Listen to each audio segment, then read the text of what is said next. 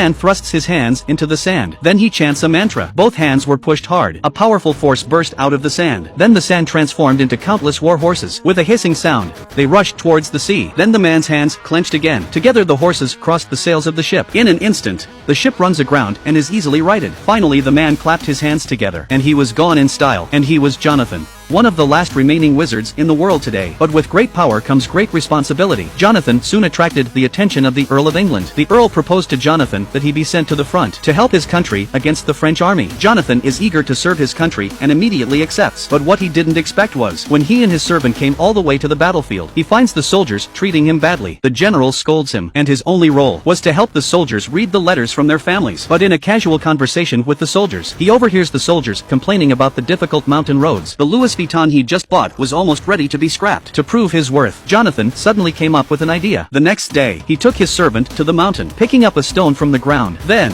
following the instructions in his magic book, he began to chant the words to the stone, but there was no response. He breathed out his magic breath again. He tried the spell again, but still the stone did not change at all. He threw the stone down in anger. Then he turned to leave, but as the stone shook, suddenly it split in two. Then the whole mountain shook. When the two men turned around, they saw countless rocks bursting out of the mountain, and then they formed a road of their own accord. It stretched along the slopes for hundreds of kilometers.